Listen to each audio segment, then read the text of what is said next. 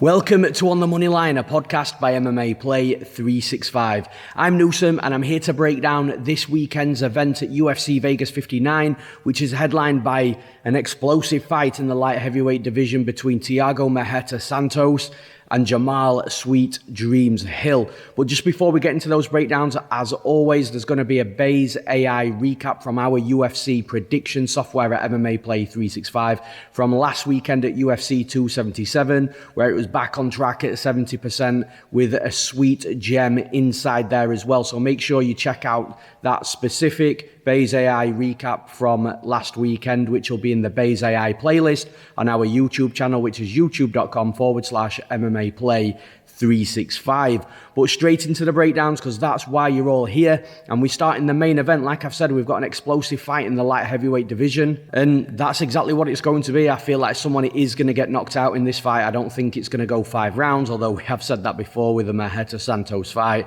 that Johnny Walker one, which nobody thought was going to go 5 rounds, and it did. But this one I think is a little bit different. I do feel that, listen, if Jamahal Hill wins, it's because, you know, the hype on him right now is real. He is going to be a legit prospect if he beats Maheta Santos.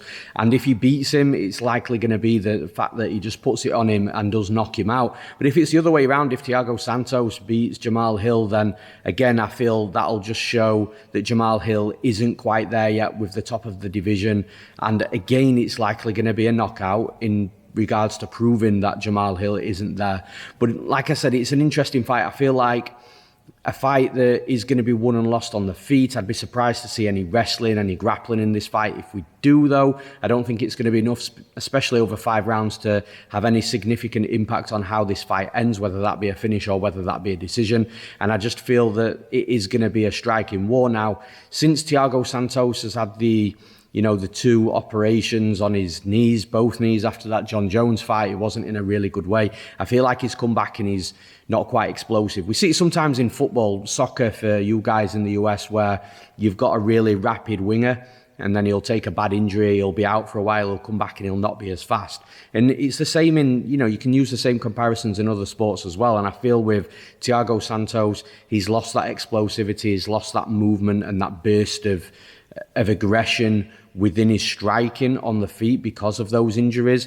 And what he's doing is sort of what we've seen in the heavyweight division from guys like Junior Dos Santos, for example, where he was an explosive fighter, but the older he got, the more he's toned it down and he turns into more of a point scoring fighter than a fighter that's going to have this burst of aggression looking to take your head off. And I feel that Thiago Santos is turning into that type of fighter because of the injuries that he had and the problems that he's had with both of his knees.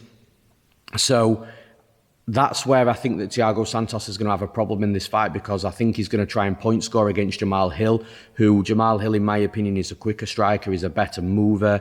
He has that explosivity that Thiago Santos doesn't have as much anymore. And he's just younger, he's hungrier. And I think that you're going to see Thiago Santos try and outscore and point fight a fighter that's just much more quicker, much more explosive, much more elusive, and will be putting together more volume, more combinations as well. And that's where I think that Santos is going to run into big problems.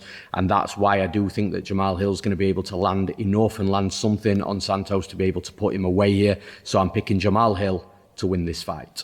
And in the next fight, this is a fight I had to look back on my own Twitter to see how long ago it was that I've been calling for this fight. We finally get it. Not at the right time, in my opinion, but we still get it nonetheless. We've got Vicente Luque versus Geoff Neal. I've been calling for this fight since 2019, so 3 years I've wanted this fight.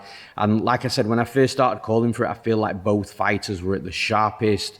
They were at the peak, in my opinion. I don't think either of them are declining, by the way. I just feel that back 3 years ago, that's when they were both surging, young, hungry, and on win streaks and finishing everybody that got put in front of them. And I still think it's going to be a good fight, just maybe not as good of a fight as what it would have been 3 years ago. And I feel like it's going to be a very close fight as well. Geoff Neal's a southpaw fighter, which is interesting because Vicente Luque really does chop down the lead leg of his opponents. But Vicente Luque fights in a conventional stance, the orthodox stance. So when he's fighting a southpaw, those low calf kicks just aren't going to be as open, as available as a weapon for Vicente Luque as what it would be if Geoff Neal fought in a conventional stance himself. So I feel that's one weapon that's going to be slightly detracted away from Vicente Luque a little bit. Now, the other side of this is, I feel like Vicente Luque is quite hittable as well, which is always a danger when you're fighting Geoff Neal, who is a clean, crisp striker. And when he is on his game, when he is having a good day, he will be firing straight down the middle. He'll be putting it together really well. His high kicks, his head kicks come up really fast also. Geoff Neal's a vicious striker now. So is Vicente Luque. And this is my worry for Geoff Neal. I kind of feel, and I don't really know how much substance I've got behind this in regards to, being accurate with it, but this is just my opinion from visuals. I'm not quite sure that Geoff Neal has looked himself in his last couple of fights. I said it last week with Amanda Nunes when she lost to Pena. I just don't think Amanda Nunes looked herself, and we saw what Amanda Nunes does when she does look herself. And I kind of feel that with Geoff Neal as well. It was a couple of fights ago that he had the whole DUI thing come out, fight week, and things like that just don't help.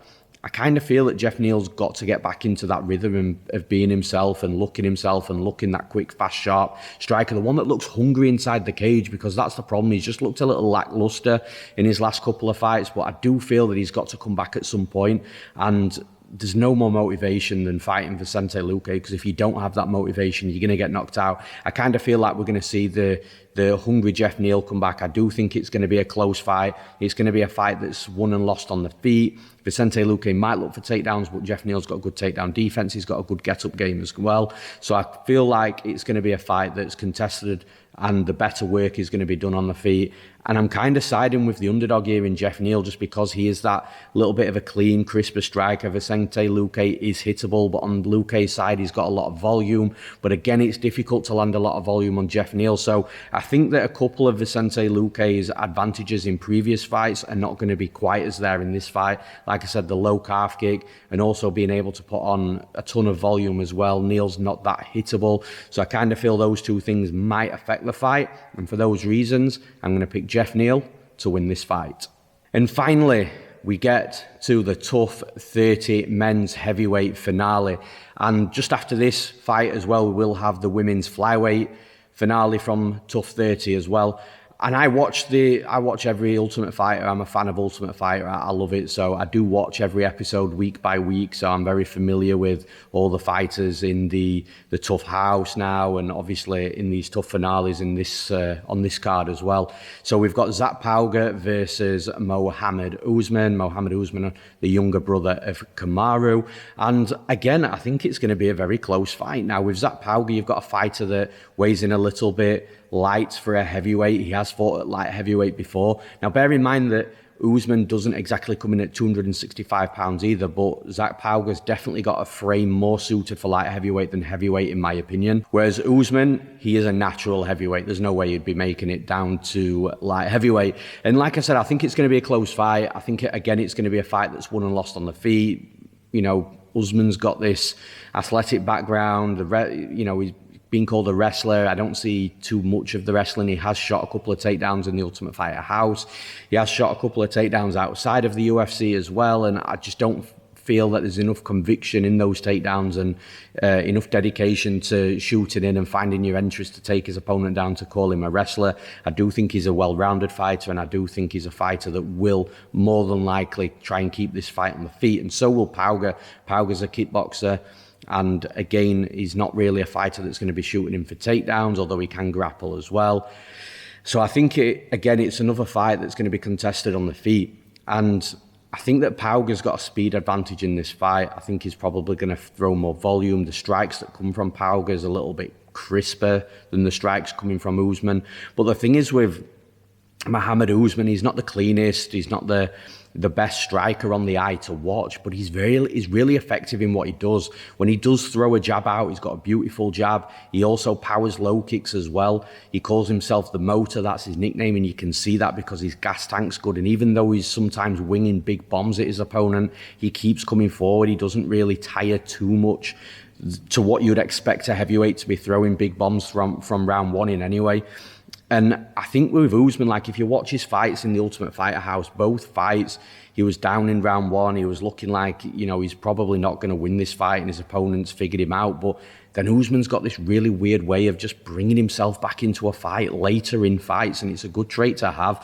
Obviously, it's not a good trait to start slow, but I feel that Usman just has this grit and this ability to decide that he's not going to lose this fight and be able to push forwards and grind a win out. And he beat, in my opinion, the fighter that I thought was going to win the entire competition in Perez. Perez was a very tall, fast boxer with really good hands, and Usman managed to grind out a win. It was a split decision. It could have gone either way, but that was the fighter, in my opinion, that was the best fighter in the house, and Usman managed to beat him. So I kind of feel that we're going to see a similar fight here. I think Pauga's going to be the cleaner, faster striker, but I think Usman's going to have more aggression. I think he's going to be throwing big bombs. I think he's going to be able to threaten with some takedowns, and I think he's going to be able to fire some good fundamentals like the jab, like the low calf kick, and just be able to grind a fight out and just get better the longer the fight goes on. Pauga could finish him early in this fight. Pauga does have that explosive power because of his speed, but I think if Pauga doesn't finish him in round one, I think Usman's going to rally, and that's the fighter that I normally trust. Even though it's heavyweight and, round one finishes are frequent, I am going to be siding with Mohammed Usman to win this fight. And in the next fight, from the TUF 30 house finale in the women's flyweight division, we've got Juliana Miller versus Brogan Walker. And I'm really excited for this fight because of Juliana Miller. Listen, Brogan Walker's a good fighter. She's got good takedown defense. She's quite thick and well built for the division. She's got good technique on the feet. Like I said, good takedown defense to be able to keep fights vertical and on the feet. She'll close the distance. She's decent in the clinch. She'll throw good combinations and she'll keep herself active. Brogan Walker's a good fighter, but I'm really excited for this fight because of Juliana Miller though. And Juliana Miller, in my opinion, she reminds me of a woman version of Tony Ferguson, the way she fights. So she's got this weird jiu-jitsu that's really effective. She'll find submissions, but she's got good control topside as well. She can get fights to the mat, which is important because of that jiu-jitsu. And then on her feet, she's really wild and technical, but untechnical at the same time, but effective also. And this is what I mean. It's really unorthodox, and that's why she reminds me a lot of Tony Ferguson. She'll crash forwards into the pocket. She'll be landing punches. They're not going to be the cleanest, but they'll be effective. But again, her opponents are going to struggle trying to get somebody into the gym in a fight camp to replicate what they do inside the cage. And that was always the problem for Tony Ferguson. Nobody could really replicate his movement and the way he throws his strikes and the jiu-jitsu, and that's what you're going to get from Juliana Miller. I think Juliana Miller, even though she's inexperienced at 2-1 as a record, I do think that she's a very exciting fighter to watch, and she's a very effective fighter because she's aggressive on the feet. She'll be in the face. She'll be in a war, no problem. She'll throw a punch to land. She'll absorb a punch to land a punch, and once she's on the mat, she's got good jiu-jitsu. I think that Brogan Walker is going to be difficult to take down maybe early on, but the more that Miller's crashing forwards, the more that she's being really unorthodox, the easier it's going to be for her to just find a quick entry and secure a trip takedown, for example. I think Brogan Walker's going to have moments in this fight. I think she's going to be able to hurt Miller along the way as well, just because she does seem to have some power. But I think that Miller's going to overcome that, and I think Miller's just going to grow into the fight. I think she's going to be able to get the takedown she needs. I think she's going to have the top side grappling time that she needs, which is going to give her submission opportunities. If she doesn't get the submission, it's going to give her time to work and ultimately run down the clock whilst landing strikes and winning the rounds. So for those reasons, I'm picking Juliana Miller to win this fight. And in the next fight in the heavyweight division, we've got Augusto Sakai versus Sergey Spivak. And again, I think this is going to be another close fight. Sergey Spivak's going to be coming into this fight wanting to wrestle, in my opinion. He's going to want to take Augusto Sakai down. That seems to be the current trend. He also trains with Erick at Extreme Cachoeira as well. So I kind of feel like the wrestling game plan is going to be there for Sergey Spivak. And I think he's going to be successful to an extent. But the thing is with Augusto Sakai, he's actually not got bad takedown defense. I'll get my tongue in. And I feel that because he's got decent takedown defense, he's going to make it difficult for Sergey Spivak. Augusto Sakai he's just really physical, he's big, he's strong, and that's always a good first line of defense when it comes to anti-wrestling. And even outside of that, he's just very difficult to take down. If you can take him down, that's where I think he's got holes. That's where I think Spivak might be able to have some success, because Sakai, he has looked stuck in previous fights. But I suppose the fight I'm talking about is the Overeem fight, but that fight was into, late into the fight, into round 4. So I feel that with this fight being a 3-round fight, I think Sakai can get back up to his feet. I don't think Spivak's the heaviest on top, although he does do good work on top. And I also think there's going to be a big weight discrepancy here, because Sakai is a fighter that comes in much closer to 265 pounds, whereas Spivak's weighed like 234 pounds before. So I feel like there's going to be a strength, power, weight advantage on the side of Sakai. I think on the feet, Sakai's the better striker. I think Sergey Spivak's going to be slightly faster, even though Sakai isn't a slow mover. It's just Sakai's normally the faster fighter when two guys are weighing in at 265 pounds. But because Spivak's a little bit lighter, I think he's going to be slightly faster. But I think the striking of Sakai is going to be more effective. I also feel when Sergey Spivak's shooting him for takedowns, if he doesn't get that first takedown, he's going to have to work in the clinch to try and reshoot. And I think inside the clinch, that's where Sakai's strongest, because of that Muay Thai base that he's got, the elbows, the knees that he's got inside that clinch, and also, like I've already mentioned, the strength and the weight as well. So I do think it's going to be a very close fight. I think both fighters are going to have the moments. I think Sakai is going to have to defend heavily from a wrestling perspective, especially early on in this fight. But I do think that Sakai is going to be able to keep the fight upright more often than not and do the better work on the feet. So for those reasons, I'm picking Augusto Sakai to win this fight. And in the next fight, we've got Ariane Lipski versus Priscila Cachoeira. And again, I think it's going to be a close fight in moments, specifically early on, but I think the longer this fight goes, the more it favours Lipski. I do think Lipski's the better fighter wherever the fight goes. I think she's a better striker. I think her wrestling's better. I think her grappling's better. But Cachoeira, she makes these fights close just because she's like a zombie. She'll be in the face of her opponent. She won't stop moving forwards. And she'll just be a lot of a problem, just throwing volume. It's not clean, crisp strikes, but it's volume nonetheless. The judges don't score on technique, they judge on what lands. And like I said, I think that Cachoeira is a fighter that's going to make it tough for Lipski. I don't think it's going to be an easy fight for Lipski, but it's very hard to side against a fighter who is the better, cleaner striker, who is going to likely have a speed advantage, a movement advantage, who is likely going to have a wrestling and jiu-jitsu advantage as well. So I'm not saying that it's going to be a whitewash with Lipski, because like I said, Cachoeira makes fights tough and ugly and gritty.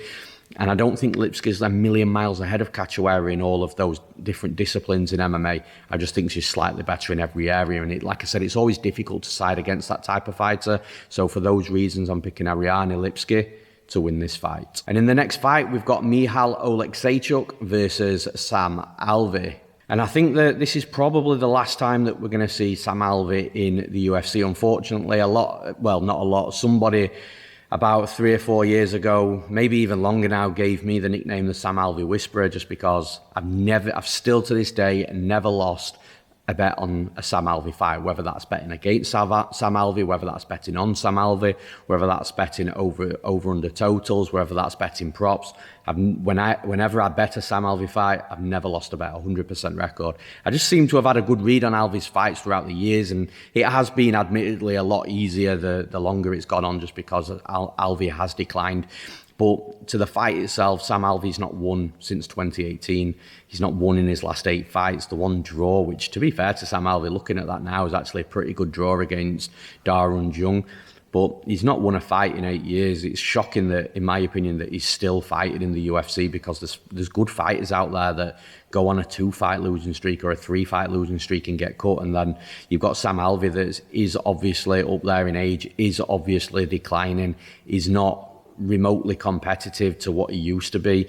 And I think that this fight is going to get stopped in the first round. I think that Michal Oleksiejczuk he's not only a difficult opponent for a lot of fighters, but for Sam Alvey, Michal Oleksiejczuk's going to be an absolute nightmare, because Sam Alvey, he doesn't walk forward. As soon as the bell goes, he's pushed back to the cage. He moves his back to the cage. He likes to fight with his back on the cage, which is just a terrible look. And it's very easy for a fighter to dictate the pace and the range of the fight. when Sam Alvey's back is against the cage, and Michal Oleksiejczuk is a fighter that will push forward, he'll pick his shots. He's got extremely good boxing to the body, to the head, combinations, good with his left hand, got power in his right hand. And I just think that Michal Oleksiejczuk's going to absolutely chew Sam Alvey up in this fight. He's got to be careful, Oleksiejczuk, just mind his P's and Q's, that he doesn't get cracked with something hard by Sam Alvey, because no matter how much a fighter's declined or not the fighter they used to be, the last thing that goes is the power. So I think that Sam Alvey has still got a puncher's chance just because he is a fighter in the UFC wearing a 4-ounce glove and can land that clean punch that knocks an opponent out. But again, Michal Oleksiejczuk is so tough. He's tough to drop, he's tough to hurt, and he'll be back up to his feet anyway should that happen. So I just don't see Sam Alvey winning this fight. I think Oleksiejczuk's going to absolutely piece him up, chew him up. He's going to land to the body, to the head, and I think he's going to get Sam Alvey out of there early in this fight. So I'm picking Michal Oleksiejczuk to win this fight. And talking of fights finishing early, we've got Terrance McKinney versus Erick Gonzalez. Terrance McKinney, a -1,000 favourite, which in my opinion, you can't really do a lot with that in regards to betting it. You'd look towards, a prop, a knockout prop, or an inside the distance. But McKinney's always the one that seems to have to put it on his opponent to push forwards, and he's the one that has to chase that crazy paced fight. But Erick Gonzalez starts fast as well. He comes forward a little bit recklessly himself, and I feel like this is just going to be an absolute train wreck of a fight. Not in regards to it being messy, I just feel like you're just going to have two oncoming trains just hitting each other at full speed, and I just feel that Terrance McKinney is going to come out the better of those exchanges. But it's also the reason why I'd always be a little bit cautious. I'd definitely not bet a -1,000 favourite. But if you are looking to bet Terrance McKinney's money line, that's definitely something that I would be very careful of, not just because it is a high number, but because I think both fighters are going to have opportunities to crack each other in these wild early exchanges. It's just that Terrance McKinney, I think, is going to be slightly faster, slightly crazier, slightly wilder. And because of that, I just think he's going to be able to land first and land more. And that should be the one that causes the issues for Gonzalez. I also think Terrance McKinney hits harder as well, which, again, in this type of fight, is definitely going to be relevant and definitely going to play its part. So, yeah, I think that McKinney's not only the better fighter, but I think in the way this fight's going to go, he's the better fighter that fights in that way, more aggressive, faster, quicker, more power in his strikes. And I just feel that he's going to be able to hurt Gonzalez early and, again, get another very early stoppage. So for those reasons, I'm picking Terrance McKinney to win this fight.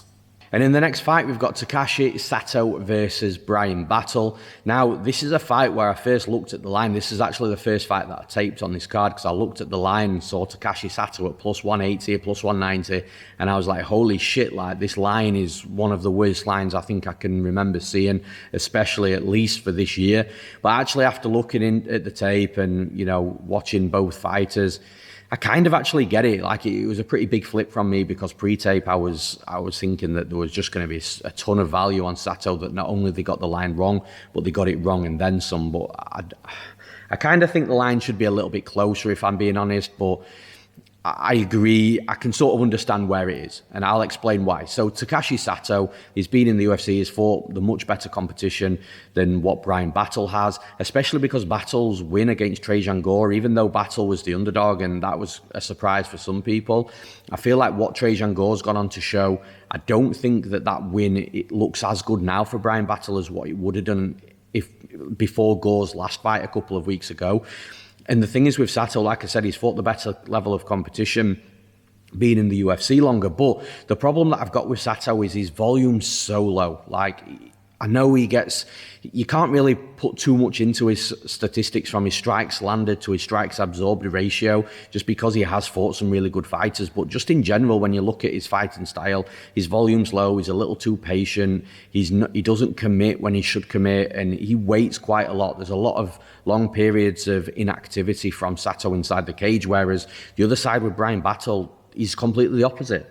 There's hardly any time of inactivity, even if it's just throwing an insignificant jab out there just for something to land, just to move, just to angle and exit. That he's just a very active fighter inside the cage, and I think that that's going to be a massive downfall for Sato in this fight, just that alone. Now, Sato's got sneaky power with that straight left down the middle, and that's the one shot that Bryan Battle's got to be careful of. And if that shot doesn't land and hurts Bryan Battle or knocks him out, then I think Bryan Battle's just going to run away with this fight, like I said, with the volume and with the activity and the constant movement. The other thing is as well, like you even go back to the Ben Saunders fight, Takashi Sato was getting hit quite a lot in that fight. He got stung badly by Ben Saunders in that fight as well. Bear in mind, this was a declined Ben Saunders and a Ben Saunders that was way past his prime. So I've just got a lot of question marks on Sato. I think if he was more active, he would be a much better fighter, because I do think he's got good technique, good clean, crisp striking. But I think Bryan Battle's going to run away with the volume and the pressure and the activity and just the constant movement in this fight. So for those reasons, I'm picking Bryan Battle to win this fight. And in the next fight, we've got Jason Witt versus the newcomer Josh Quinlan. Now, Jason Witt, definitely the more experienced fighter here, way more fights. Quinlan's 5-0, Jason Witt's 19-8, so there's a big gap in experience here. Jason Witt, when he gets his wrestling going, that's probably when he's at his best, but he hasn't got bad striking either. The thing is with Quinlan, there are a couple of unknowns with Quinlan. Like, I don't think he's been completely tested from a wrestling perspective, and at 5-0, you're not going to be, especially when you come into the UFC. So that's the one question mark I've got with Quinlan, because if Jason Witt does come with a wrestling heavy game plan, he could potentially take him down. The thing is, though, I think that the biggest gap in skill in this fight is with Quinlan and the striking. Like, even though Jason Witt can strike, Quinlan is a devastating boxer. He's got hard low kicks, he's got good pressure, good combinations. He seems to have that touch of death as well in his punches, where he just needs to land one clean punch and that could wobble, rock, or knock you out. And I feel like he's one of those kind of strikers as well, where he probably doesn't even need to land clean. You know, a glancing shot could be enough to, you know, really set his opponent on his way to losing the fight and on his way to being able to finish it. And I think that's going to be a big problem in this fight, because Witt's going to have to close the distance to get his wrestling going. But as he's closing the distance, I think Quinlan's going to be cracking him hard, and that's either going to stop the takedown, it's going to deter Jason Witt from shooting takedowns the longer the fight goes on, and it's going to make Witt a little hesitant as well, which pushes him back. That allows Quinlan to move forwards, that allows Quinlan to dictate the pace and the range of the fight, and then Quinlan starts to take over in a big way. And I feel that that's ultimately how the fight's going to go. I think that, like I said, I've got some question marks on Quinlan's takedown defense, not because I've seen anything bad, but just because I don't think he's been tested like Witt's going to test him. So that's a little bit of an unknown. And if Witt comes out here and fucks him for 3 rounds, then, you know, I don't think anybody can be surprised, because it's nothing that we've seen before. Like I said, it's an unknown. But I do think that Quinlan's going to do a good job of cracking Witt as he's coming in, reacting to those takedowns with the punches, and being able to just ultimately keep the fight vertical, push Witt back, and potentially knock him out. I think the finishing upside's with Quinlan in this fight. And if it goes to a decision, then again, Quinlan's going to have been landing some hard shots, which the judges like. So for those reasons, I'm going to pick Josh Quinlan to win this fight. And in the next fight, we've got Corey McKenna versus Miranda Granger. Corey McKenna coming off a disappointing fight last time out, UFC London earlier this year, the UFC London 1 of this year. You know, Corey McKenna was a big favourite in that fight, expected to get takedowns and win quite comfortably, and she didn't. And she was fighting Elise Reed, a fighter that she should have been comfortably beaten, in my opinion. And then Elise Reed went on after that fight with hype behind her, because she was able to prevent Corey McKenna from really working on her. Then Elise Reed just gets taken down and controlled for pretty much 3 rounds, and everybody's wondering, well, why did Corey McKenna not do that? And listen, this is just the inconsistency that you get with this level in the UFC with some fighters. And again, there's going to be a fight here with a little bit of inconsistency. Miranda Granger's a fighter that's got skills everywhere. She's not particularly prolific in one specific area, but she's okay striking. She can wrestle a little bit. She's got some okay grappling, again, when she fights the right opponent. But I do think Corey McKenna is the better fighter here. I think she's going to be the more aggressive striker. I think she's got to be careful because of Miranda Granger's range. She does use her range quite well. So McKenna's got to be careful of that. But outside of that, I am actually expecting this time for McKenna to be able to get the takedowns, to be able to get that top control time. I think you're getting probably a slightly better line than what you would have done if this was Granger instead of Elise Reed for McKenna's last fight. And that's because of how that fight went. So I think there's some line value because of recency bias alone.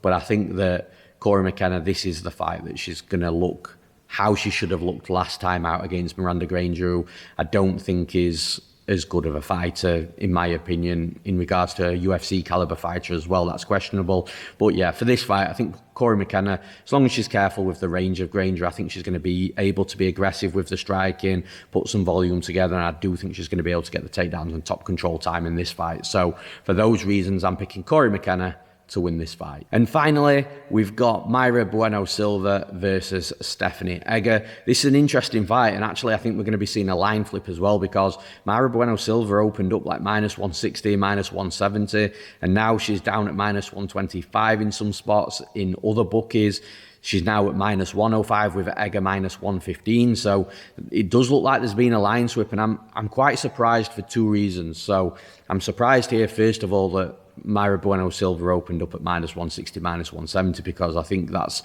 a little bit disrespectful to Egger, who has looked good in the UFC, to be fair, with her only loss coming to Tracy Cortez, who's a top fighter herself. But then I'm also surprised that the lines flipped at the same time. You know, I don't think that Mayra Bueno Silva should be an underdog in this fight. I don't think the line should be flipping like that. I think that this fight's close because we've seen Mayra Bueno Silva being taken down before. Stephanie Egger, I don't think has got the best traditional wrestling in regards to single legs and double legs, but she's got decent trips and throws, and that's where she seems to have a lot of her success. And when she's on the mat, she's dangerous. She's got a good submission game. You know, she's got a level of control, but I don't think that Egger's fought somebody as good as what Mayra Bueno Silva is on the mat, and I think that's where it's wrong that the line's flipped, because I don't think Egger's just going to be able to just submit Mayra Bueno Silva. Mayra Bueno Silva's got decent jiu-jitsu herself. She's an active gi grappler. You know, she's just got a brown belt in Brazilian jiu-jitsu, so she's got decent jiu-jitsu, and I think Egger is going to have a harder time in this fight than she's had in any of her previous fights trying to submit her opponents, apart from obviously the loss to Tracy Cortez. Whereas I feel on the feet striking, I think Egger's a little bit, I wouldn't say reckless on the feet, but her technique's not quite there. I think that she throws for the sake of throwing, whereas Mayra Bueno Silva's got good striking. She's one of the harder hitters in the division. She's got good power, good combination. She's aggressive. And I think that where the grappling is going to be relatively even, maybe even if you give the slight advantage to Egger, I think on the strike, and the striking advantage is absolutely with Mayra Bueno Silva.